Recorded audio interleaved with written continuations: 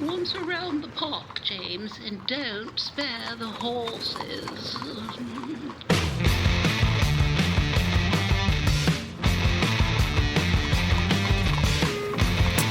All right, yes, April 1st, April Fools, and we have the round table to prove it today. So here we go. It's On the Ledge. Dave Trafford here, the Ontario Politics Podcast. John Wright, Keith Leslie, and Sabrina and Angie from the Queen's Park Observer, and kicking around a few of the stories of the week, but also I think probably looking forward to a few things that are on the horizon.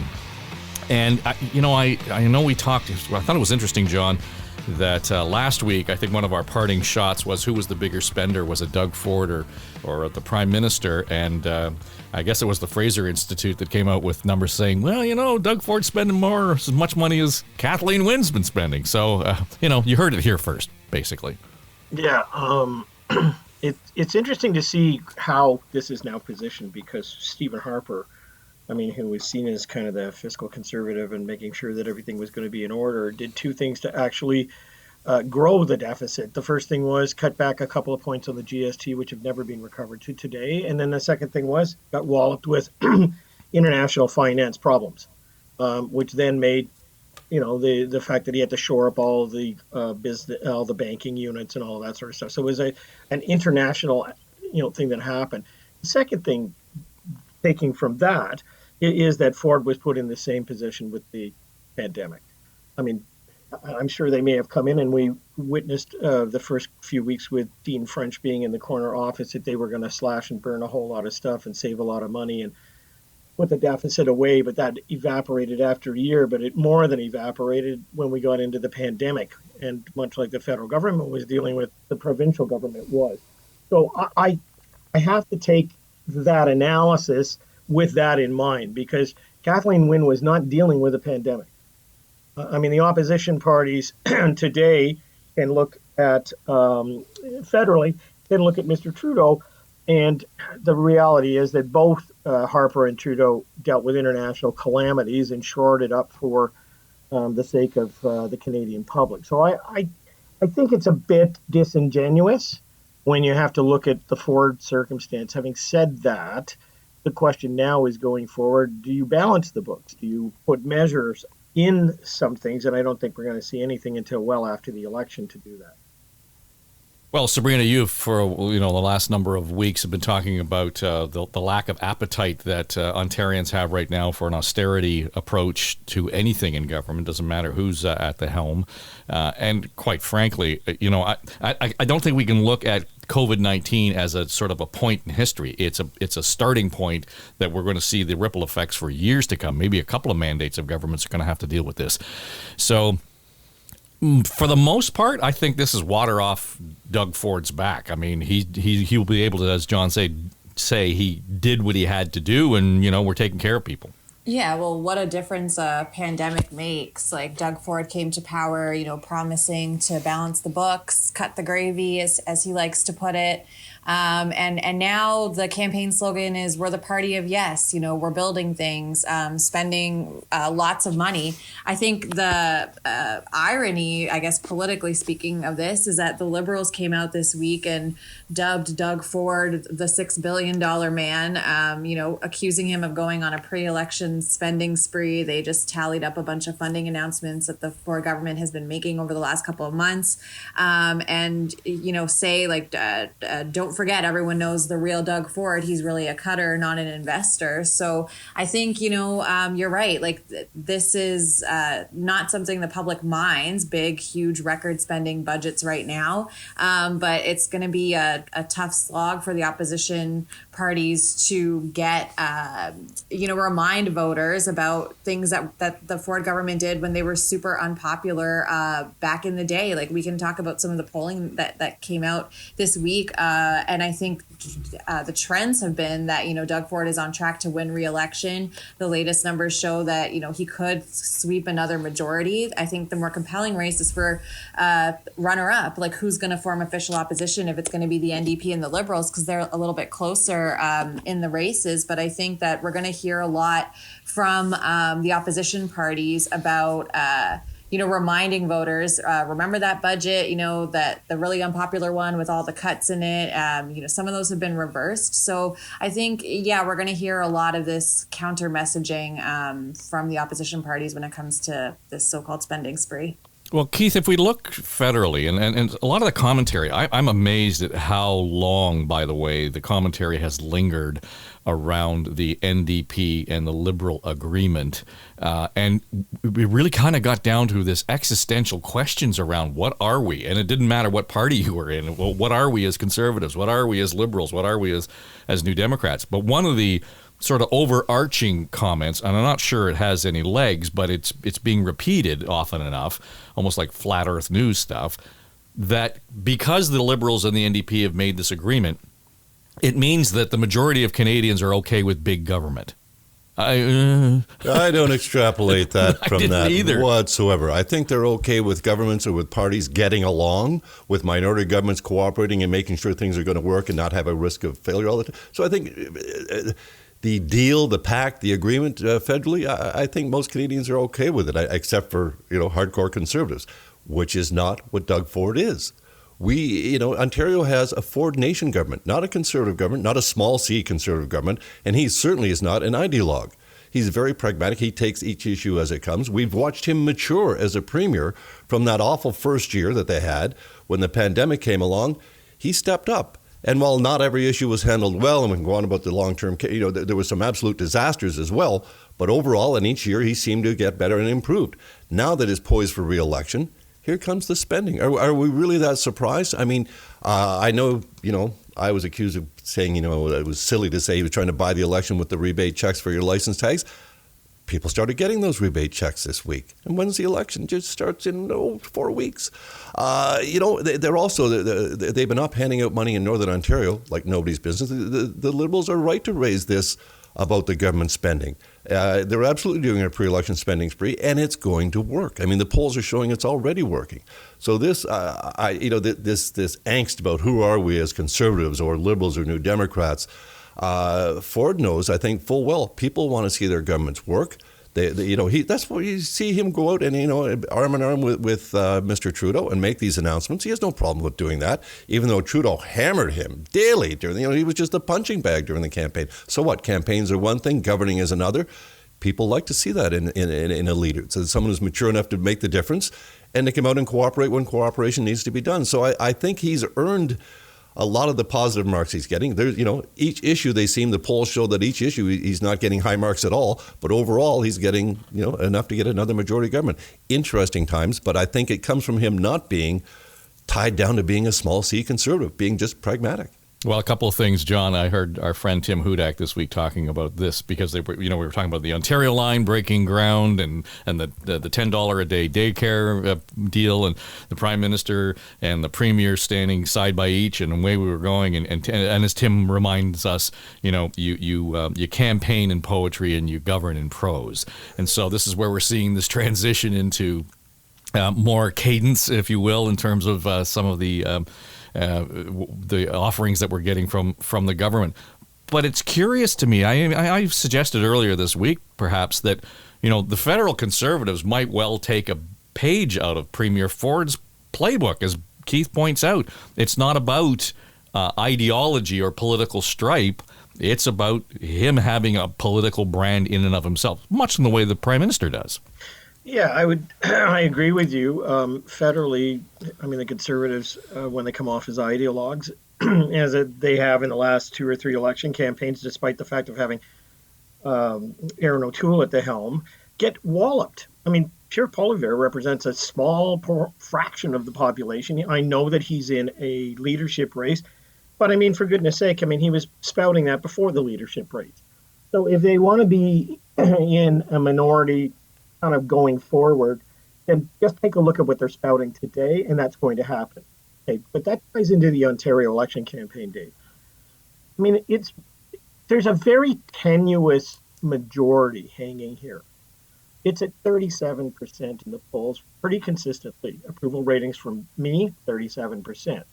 From the latest polling, 37%. And yes, that does guarantee you at polling day a majority. But drop 2 points and it doesn't. And it depends on where it shifts. then the next thing is, well, where are all these policies focused? And right now they're focused on the 905. They're focused on the 905 when it comes to housing, when it comes to affordability, when it comes to zoning, when it comes to women who, in fact, were the ones that bailed out Trudeau in the last federal election when Bill Blair stood on that Sunday and had the conference, the press conference on assault rifles and guns and things like that. I mean, which was also a slip up by Mr. O'Toole in a debate in French in Quebec when he equivocated on it, and it sunk them. So right now, you have to look through the lens of, yes, that group of people who sit like a donut around the top of the CN Tower, and that's the group that they're catering to right now. No question at all. They've got to win that, and if they win that, they win with their rural votes, and outside of the GTA, they win a majority. But it's tenuous. And the thing I come back to is what we talked about last week and the week before. I do polling 3 times a week across this country on all kinds of topics. Maru is an amazing machine to be able to go in and take a look at stuff. When you look at the disconnection of young people, the divide between the haves and the have-nots, like I'm not teaching some graduate course here. It's right there. You can see it. So when we talk about housing issues, we're talking to a demographic that's young people or people aged 18 to 34, which is not necessarily young if you're 34, and especially if you have kids. But the reality is that those people, that group of people, which may be, and of course are part of the Liberal and the NDP support, if they shift one way or the other in this next election campaign, then it presents a very, very different landscape. So again, I say that we're into some bread and butter issues, but we're also dealing with about 44% of the entire population of this country that, because of those high prices in housing, because of the cost of living. I was even looking last night at a whole bunch of polling that I did, not for any consumer, but on grocery prices and how people are, you've got half the country now using no frills. You've got them, going in and looking at best before dates. And if they've got the 30% sticker on it that says, have the meat tonight instead of yesterday, they're actually hunting for that. We're talking about half the public. So again, I think I want to throw out the caution, and I'm sure that the campaign organizers for Mr. Ford would know this. When you're at 37 and not 40 or 42, that's a tenuous hold. And it means that if the Liberals shift, out of their maskless, conference and happen to pick up 4 or 5 points, this is a different ball game. So that's what I put on the table. I think, the housing issue is a perfect example where the government had to deal with the donut around the outside that said a lot of pushback from the mayors and things like that. But the issue is actually far more important to having those disaffected voters come on for them, and it wasn't there. Okay, I want to get to the housing. I want to get to food security, a couple of issues. But first, I just want to come back to something you just said. And you talked about that demographic, that 18 to 34, disconnected, dissatisfied, feeling as though they've been kind of left to hang in the wind. All important, but how likely are they to vote? Well, throwing governments out is a really motivating factor. I mean, you're journalists. We've been on the campaign trail. I've been doing this since 1990. I've always watched, and even before that in the decade, people throw governments out. They don't vote them in, throw them out. And I guess it's a little tenterhook, Dave.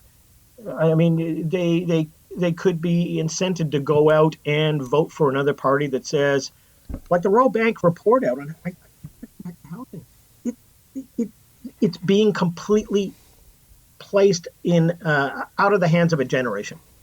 There's no stopping it. There's no way in which you can afford a down payment. You can do those sort of things. If that group hears that there's an actual platform to do something about it, well, then they'll navigate towards it. And I think, again, that this is an issue of bread and butter for those people, not necessarily for all people. But as I've talked about this stuff before, these are the important issues. And if you want to, get rid of student debt, if you want to make it for first home buyers to do X, Y, and Z, if you want to, focus on that group, we all know that sometimes you're in an election campaign and you make promises, and my goodness, you don't have to carry through on them later. Well, right now there's a void on that side of making promises to that group of people who desperately want to have a foothold and see this incredible gulf opening up even more before them. All right, Keith, I just want to get on to the housing issue here, because try as I may this week to sort of sort through what the benefits were, all I got from the housing announcement from the province is that all that commitment about building new housing, making more housing available, rather than now, and remember, this is a previous promise, we're pushing it out beyond the 4-year mandate of a presumably a majority government even. So we're kind of pushing these commitments out way beyond where we need them. We need housing now. We don't need promises now. Oh, more studies. We're going to do some more consultation, exactly. More studies. This is exactly what housing advocates do not need. And a lot of the housing advocates, one of the biggest groups now is people we talked about, the voters 18 to 34, is this group. I forget their name. They're right in that age group, and they are advocating for massive changes that were, the recommendations of the Housing Task Force. They wanted them implemented right away so that we would see some instant changes or some much quicker changes. The government says there's no silver bullet. There's all these different policies are needed, but it's taking a lame to the point of tame and lame approach to this. Really, there was virtually nothing there. Increasing the foreign buyers tax to 20%. One agent said he doesn't know anyone who's ever paid that tax at 15%. It's a gesture, and it might, get some foreign investors, but it's not going to do anything to increase the housing supply, which is what's needed now. And the big thing that they didn't address really was this missing middle, which is, forcing municipalities to adopt developments that allow more than, planning rules that allow more than single-story houses or two-story houses, multifamily units, 2 or 3 story units in these houses. That's what's needed, the missing middle, they talk about it. Instead, they impose these 90-day to 120 days on municipalities to get these approvals, or they have to refund 75% of the developer's deposit, which is Toronto's like $60,000 to get an application up to if they don't get it in 120 days, it's a full refund. And what the municipalities are warning is, okay, if we don't think we're going to get it done in that time, and we often can't, we're just going to decline it. And then it's going to go to the land tribunal. It's going to slow the process. It's not going to create more housing. It doesn't cut red tape. It doesn't cut red tape. It might even actually add to it. Even more concerning, I think, for the advocates of the missing middle and for more affordable housing and to get young people into the market, the business sector and the developers like what the government is doing, which is a sign that they're getting their way again, as they seem to always with this government. But what we're looking at here is a government that's afraid to take on the municipalities, especially the green leafy ones around Toronto, the Oakvilles, the Burlingtons, that don't want to adjust. They don't want to have the province dictate their local zoning laws. And so the province is not going to take on this fight for all those voters in the 905, a month before the election. It's just so they're punting everything down, as you say, Dave, just kicking the can down the road. And this is exactly what people don't need to see. It's not going to somehow make a house more affordable. It's not going to address a young person's inability to get, what do they need for a down payment now? $200,000, $300,000 as a down payment? I mean, we can't even conceive of these kinds of things. So at the same time, we have a government talking a great game about wanting more houses, and they're going to force Hamilton to expand its boundaries against the city council's wishes because they want to, build more housing. When the city says we can build it within our boundaries, it seems like just straw man fights. They're just distracting from the fact they're not really building the housing, and they're not addressing this. We talked about those 18 to 34-year-old voters. This is something that's sooner or later going to propel certainly the 25 to 34-year-olds. They want to get out of the basement. They want to get out of their parents' house, and they can't even afford a place to rent, let alone ever conceive of a down payment. So that's something that they're going to force governments, and I think it will drive them out to vote. I absolutely do. To our issue, John raised this, and I wanted to address this one point about how Canadians view their governments. And I'll credit the great Canadian Rick Mercer with this line, which is Canadians view their governments like that box of baking soda at the back of the fridge. They put it in there, they forget about it until it begins to stink, then they throw it out. Well, a couple of weeks ago, John, we had Mayor Lehman on from Barrie, and he has the Liberal nomination up in that part of the world. And we, put it to him that, there's some municipal responsibility here too, your zoning issues, all of those sorts of things. And quite frankly, you heard him push back and say, well, no, we don't want the province dictating this. So he's already taken that party line. So I'm not sure that the Liberals, if you will, in that representation, are any better if you start to wave the layman flag on this file. Agreed. However, if I look at an individual who is between 18 and 34 as just the individual, as opposed to the housing need of that individual, there's a lot of things that I can do for that individual to free up cash to do a series of policies in place that will just address their financial need, which could then in turn lead to other things. One could argue that the child care benefit that comes out of the deal that's being done with the Ford government, helps that group because it keeps more cash in their pockets and that they can save and things like that. I don't know how the housing market is going to be pulled into a range that these young people are going to be able to do it. All I do know is that we're going to hollow out the cores of our major cities from having people who will do those, I don't want to say lower class things, but the hourly wage pieces.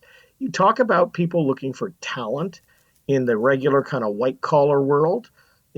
These people are not going to be able to do those things because they're going to have to move from the city once rents go up in their neighborhood and they're tossed out, much to Keith's point. I mean, they can't, what can you do if you don't have a parent's basement to live in or at home until you're 30 and you got into the market before in the rental market. So I think this is a municipality issue. It really is. And they have to make some choices between having young people stay in their municipality and do those tasks that need to be done that service all of those other businesses, or they're going to leave. Like they'll go to some other place that's, 50 miles from Toronto to see if they can do something.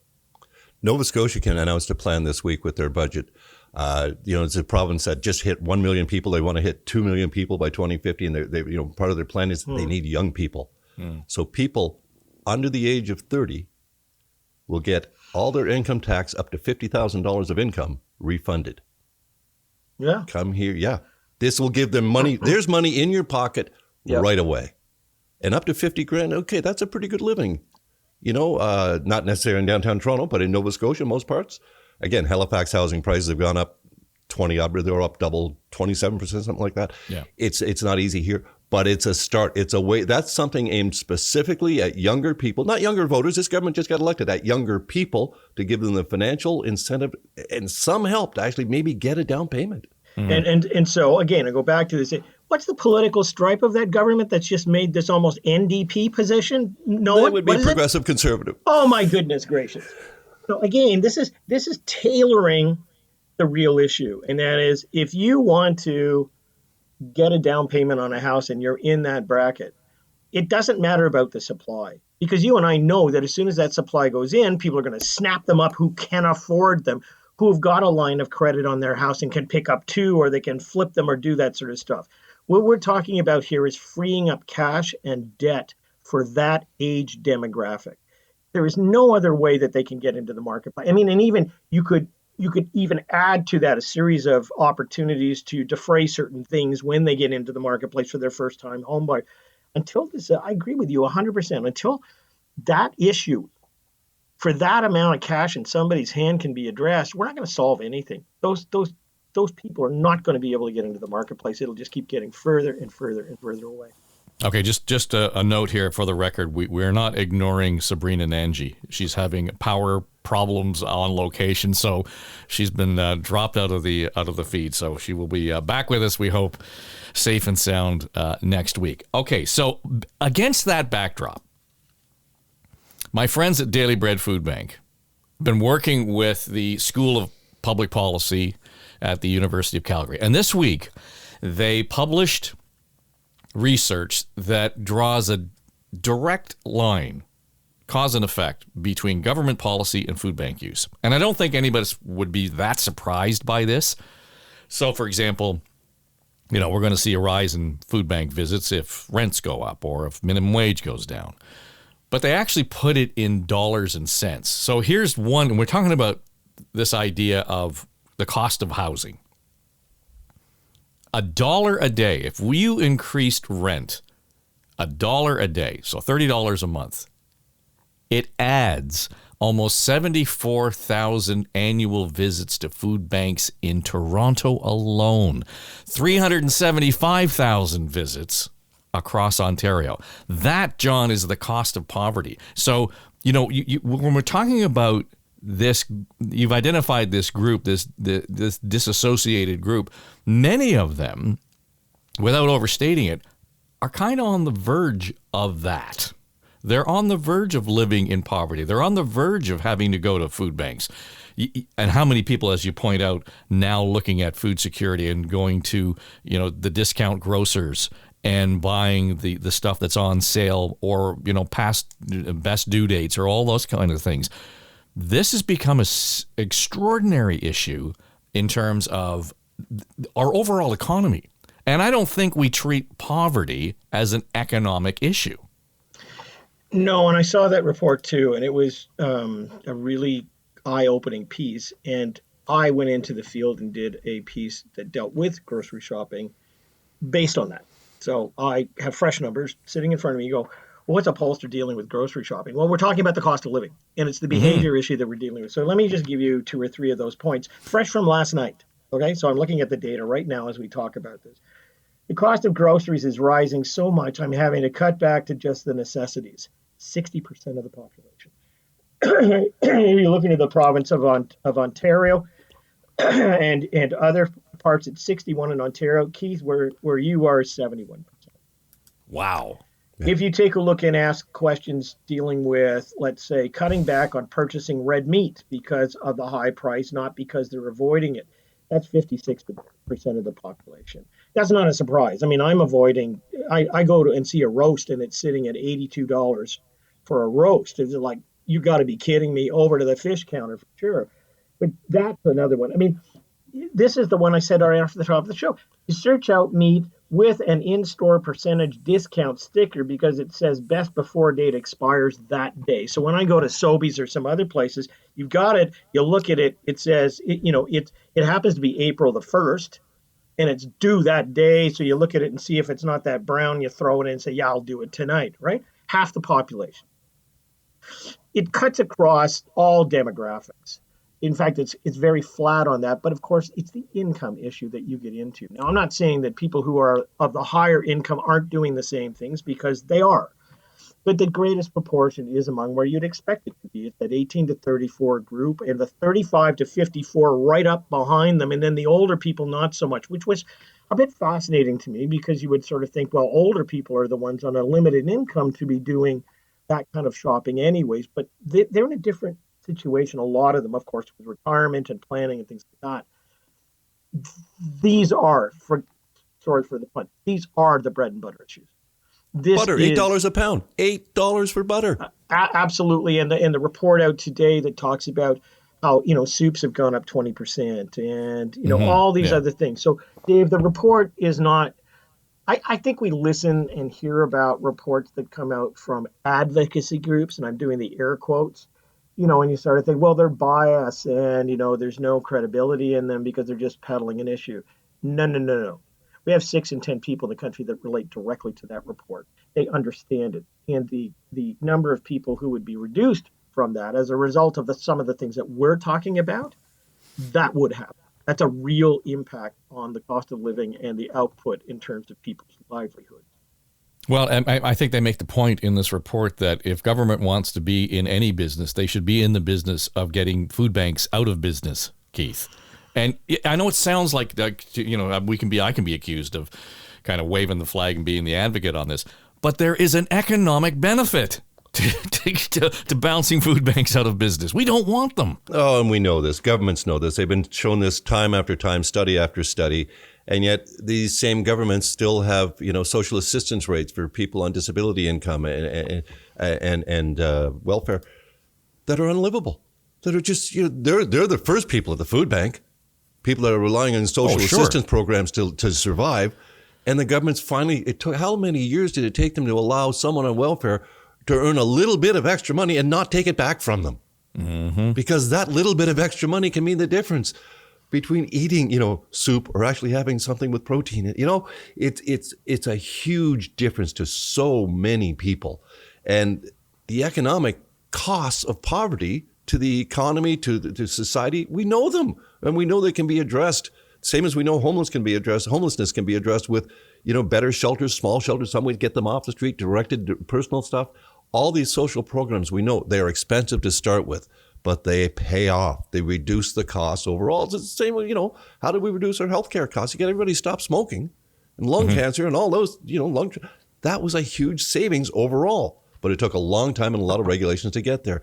This has taken such a long time, and the governments know what regulations are needed. And as I say, the very easiest start would be to raise the social assistance rate for those people who are relying on government assistance already and get them up. If the federal government thought $2,000 was your minimum that you should be surviving on, what are these people living on $1,100 a month for? Yeah. Well, when you actually do all the math on that, $1,106 a month or something like that, they end up at the end of the month per person with less than $10 to pay for food and other necessities.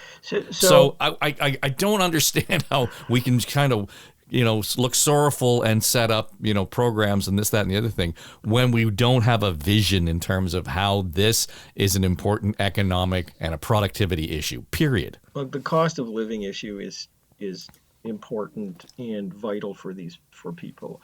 I want to tie it back to the politics of the day, though, as we move into an election campaign. And so when we deal with housing and we deal with pushback from the mayor of Barrie or the mayor of Oakville, we're not talking about impoverished communities. In fact, we're talking about quite the opposite. We're talking about the Glen Abbeys of this world who say, I don't want that in my neighborhood. And they got to cater to it to move into it. I would argue, however, that this is less of the NDP territory and more of the Liberal territory.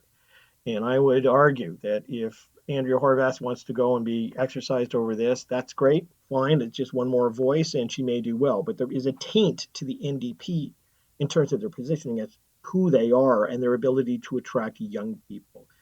I think there's enough of a blank slate with Del Duca, and we can make as many jokes as we want to about where they are and where they've come from and Kathleen Wynne and things like that.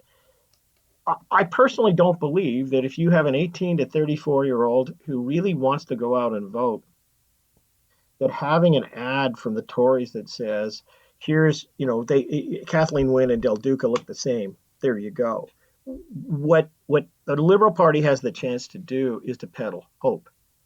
That will motivate these people. And it's where I think that will be where the rubber meets the road in terms of whether the Liberals, in fact, are able to edge up those 2 points. Again, we're talking about 2 points here that turn this more into a minority than a majority as it currently looks like. Just before we go, Keith, I know it's going to be like a few hours after the budget drops. We're going to be getting the writs issued to go into a campaign. Will this budget have any relevance at all? It'll have relevance in the fact that it is a PC campaign platform, which we didn't get last time. So from that point of view, whether it's an actual fiscal blueprint for the province, it is only if the Ford government gets reelected to a majority. Otherwise, if it's a minority, the opposition parties are going to be able to force some changes in the budget. And if it's not a Ford government, there's definitely going to be a different budget come in. So it is literally a campaign document. They should have had it in by yesterday, I believe, legally. They had to change the law so they could extend it out another month. And paid a fine. Didn't they have to pay a fine? No, they didn't. They just changed the law. Okay. It would have been a fine if they hadn't changed the law. Yeah, right. They weren't going to do that. The finance minister and the premier, I think, were both here. That wasn't going to happen, so they just changed the law. I think that's sort of like those airline penalty points. Sorry, it was service related. Yeah, right. Yeah. Why don't I throw something to you, because that takes us to the federal circumstance, and that is this agreement between the NDP and the Liberals. And that is the possibility now, the precedent-setting circumstance. And yes, we're going to hear the Ford government, rail against a potential coalition.